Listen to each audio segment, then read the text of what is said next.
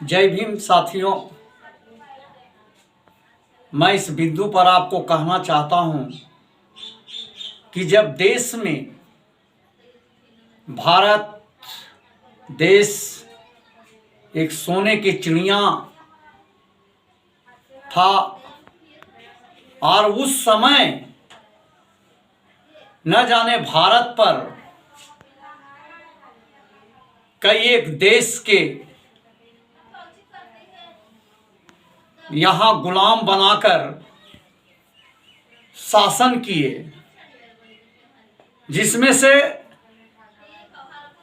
बहुत वर्षों तक यहाँ का मुगल का शासन रहा और यहाँ ब्राह्मणों का भी शासन रहा। जो यहाँ के जो ब्राह्मण हैं, जो यहाँ का मूलवासी नहीं है, यह ब्राह्मण यूरेशिया देश से यहाँ पर आए और जिस तरह से मुगल यहाँ पर शासन किए उसी तरह से यहाँ ब्राह्मण भी शासन किए हैं। उसके बाद एक जजिया टैक्स लगाए, औरंगजेब ने एक जजिया टैक्स लगाए थे। जजिया टैक्स का मतलब होता था कि जो यहाँ का जो मूलवासी है, यहाँ पर जो शासन किए हैं, यहाँ जो गुलाम बनाए हैं, उस पर जजिया टैक्स लगता है। तो जिस समय मुगल औरंगजेब शासन चल रहा था तो उस समय यहाँ का जो ब्राह्मण लोग है ये भी गुलाम थे, इसीलिए शासन करता है।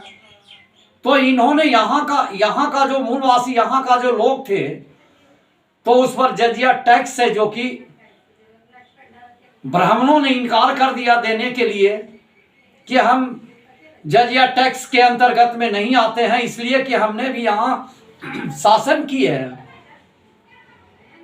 तो उन्होंने बताए कि जिस तरह से तुम यहाँ पर शासन किया उसी तरह से हम भी किए थे, तो इसलिए हम इस जजिया टैक्स के दायरा में हम लोग नहीं आते हैं।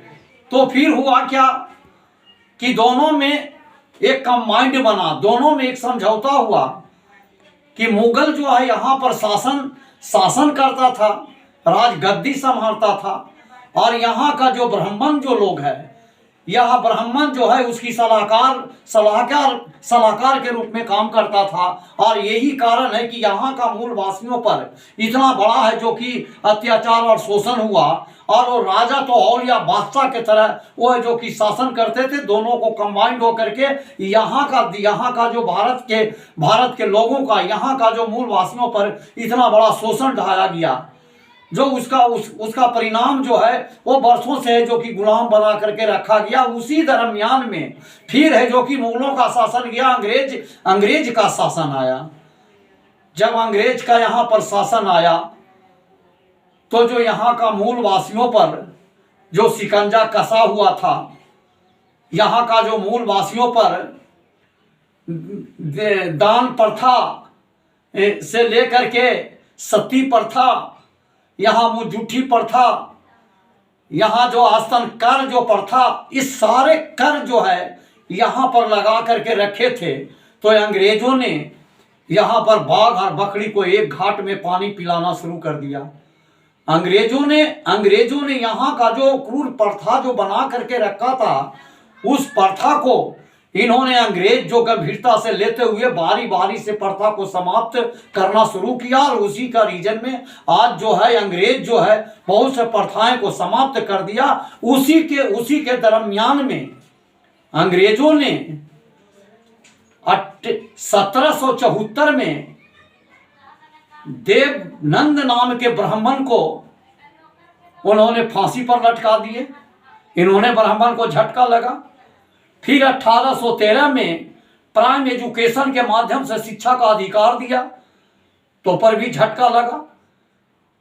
आज जो उसके माध्यम से अंग्रेजों ने पढ़ने का अधिकार मिला, यहाँ के अछूतों को, यहाँ के कमजोर वर्गों को पढ़ने का अधिकार मिला। उस अधिकार के माध्यम से बाबा साहब ने भी शिक्षा ग्रहण करने का अधिकार मिला, पेरियार को भी मिला, ज्योतिबा फूले को भी मिला। तो इससे भी उनको है जो कि खटकने लगा। उसके बाद 1854 में विश्वविद्यालय की स्थापना किए और खनकने लगा। उसके बाद 1918 में साउथ ब्यूरो कमीशन भारत आए। उन्होंने ब्राह्मणों को 1% भी आरक्षण देने से इनकार कर दिया, जिसको मुगलों ने 40% आरक्षण है जो कि दे करके रखा था। तब इनको लगा, खटकने लगा। तब जाकर के ये दोहाई देने लगे कि भारत की आजादी की लड़ाई को लड़ा जाए, भारत जो है आज गुलाम है, इसके लिए जिहाद किया जाए, भारत के लिए है जो कि मुक्ति, भारत की स्वतंत्रता की लड़ाई लड़ने लगा, जिसमें हमारे यहाँ का मूलवासी, हमारे बहुत से नौजवान साथी ये भारत की आज़ादी के लिए अपनी कुर्बानी दिए।